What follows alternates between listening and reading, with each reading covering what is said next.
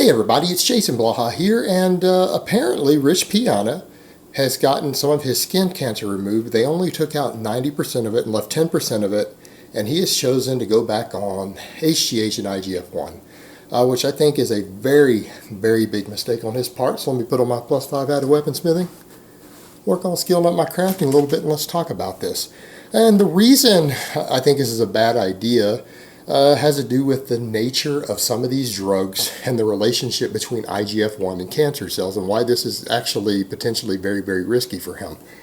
All right, a lot of people may or may not be aware that when people take normal anabolics, testosterone, trenbolone, deca, whatever, the pathway through which these substances cause muscle growth is through the proliferation of IGF-1. All right, proliferation of IGF-1. However, the thing is, they don't cause a systematic release of it. All right, they don't cause it systematically. In fact, a lot of people may not know this, but lifting weights actually does something very similar to what anabolics do, which is one of the reasons I pointed out that anabolics in studies actually cause more muscle growth for sedentary people than weightlifting does for people who lift weights, dramatically more so.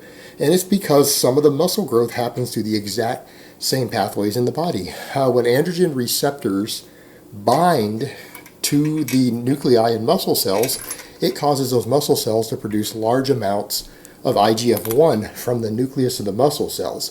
Well, IGF-1, just like anything else in the body, binds to tissues. It binds to the tissues nearest to it and continues through the system from there, binding to whatever it can bind to, just like anything else in the body. But the thing is with this, because the muscle cells absorb it so readily and so easily, the ones that are produced in the muscle cells tend to get the majority of it. Not a lot of it really hits the system. And it's the same way when you lift weights. Meaning we know that people who lift weights actually get cancer at lower rates than other people. 50% lower, in fact, even though lifting weights causes IGF-1 and IGF-1 variants to be produced in the muscle cells the same way that anabolics do. This is not considered to be a cancer risk when you lift weights. It probably, that's the word I'm going to use, probably, this isn't definitely, is not a risk of cancer even from using anabolics for those reasons. Now, some of them could cause it in certain tissues, maybe your prostate, due to its sensitivity to androgens.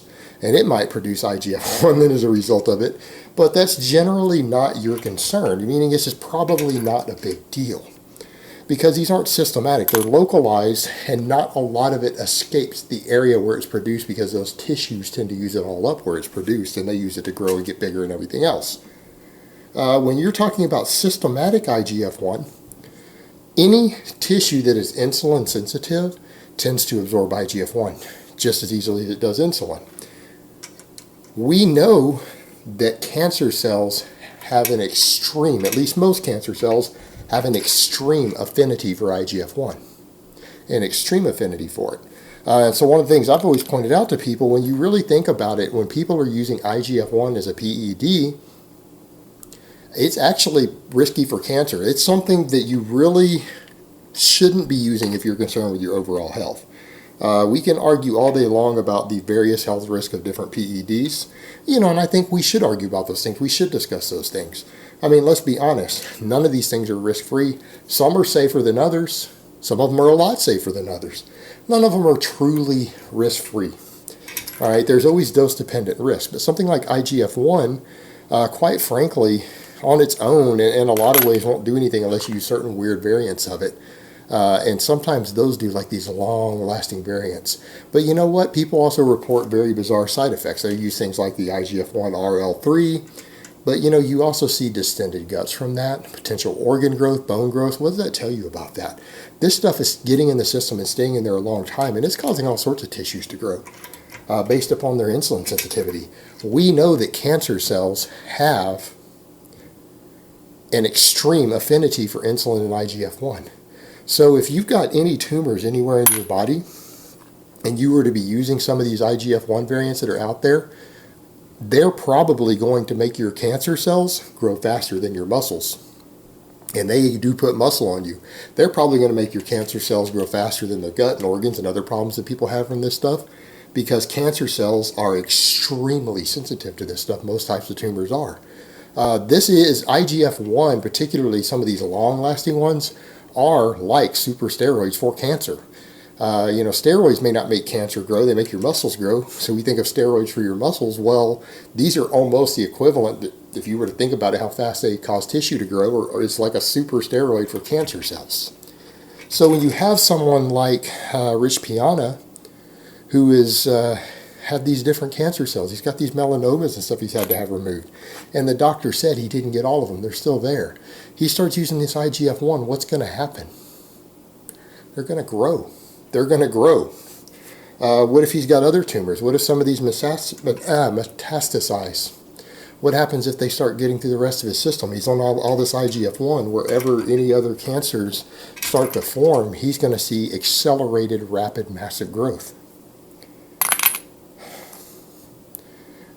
And that would be tragic. I think that would be tragic, and I think that's scary when you think about it. Now, what about the growth hormone? That's a big we don't know. We absolutely have no idea what growth hormone will do with cancer cells. We could argue that its pathways in the muscle would be similar to testosterone and stuff. We know that it can help enhance IGF-1 proliferation there. We don't know what it's going to do to cancers. Maybe IGF-1 will bind to cancer cells and cause them to produce more IGF-1, or HGH will. We don't actually know. There's not enough data or research on it. But we know that IGF-1 can cause cancer cells to grow. It can cause them to grow rapidly, enormously fast, to the point to where they can get out of control very, very quickly. So you have someone like Rich Piana who's doing this, and it's really kind of scary. In certain ways, I might not like all of Rich's antics, but the fact of the matter is Rich is a funny, entertaining guy. All right, the guy is pretty funny. Whether I approve of his information or knowledge is largely irrelevant, because Rich is an entertainer, and he enjoys being over the top. But the problem is, when I look at a lot of this and I look at the risks that Rich is willing to take, I'm starting to realize that Rich's over-the-topness might not be completely an act.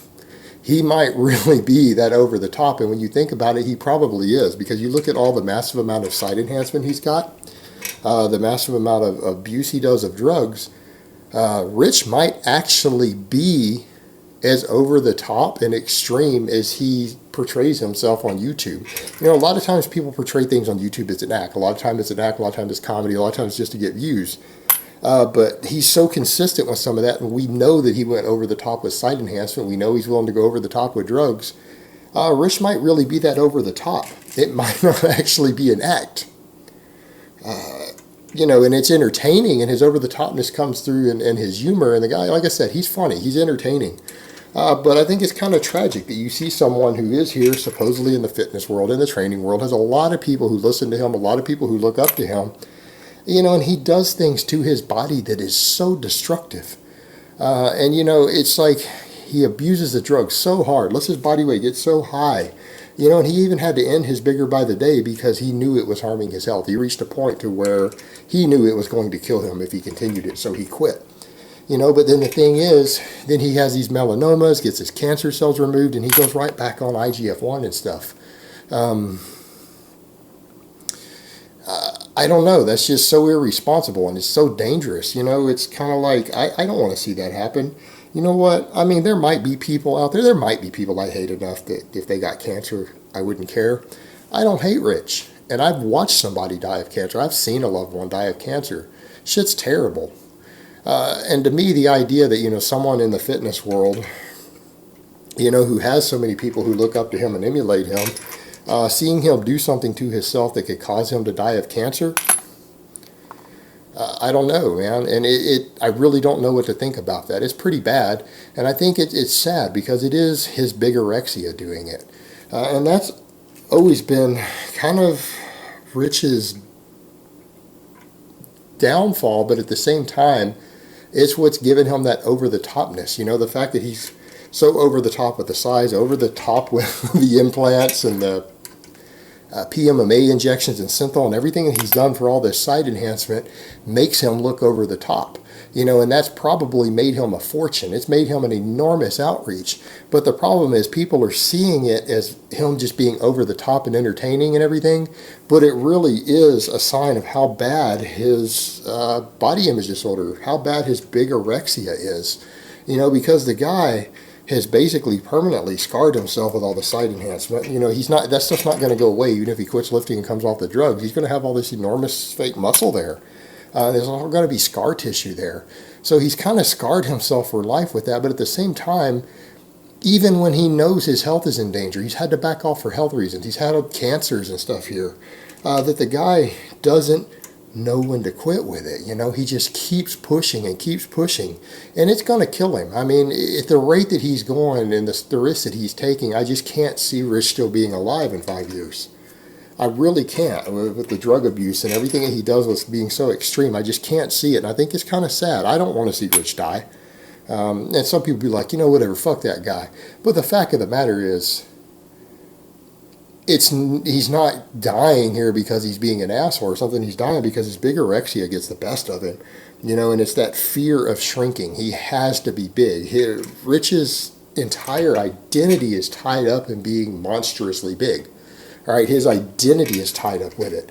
His financial identity, his personal identity, it's how he views himself. It's part of who he is, and he can't let go of that. And it's sad because it ultimately is going to kill him. And it's happening right here for all of us to watch. And I'm sorry, I'm just not one of those morbid people who likes to watch that and just likes to watch a train wreck and everything else. I don't like to see that. And I know a lot of people do, and they find that entertaining and funny. I don't. And I just can't, because I think it's sad. You know, that someone who's devoted his life to training and everything else is ultimately doing something that's killing him like that.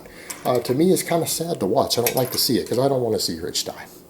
I think he's an entertaining figure, and I think it would be a tragedy if the YouTube community loses him. And it sounds funny for me to say after I ragged him so hard about those milk jugs and everything, but ultimately, I don't know. I just don't want to see him die of cancer. I just don't want to see that. And that's what I'm afraid is going to happen when he's already been treated for cancer and stuff and goes back on IGF-1. It's just so reckless. All right, guys, but that's really all I have to say on that today. I hope it's been informative, and I will talk to you guys next time.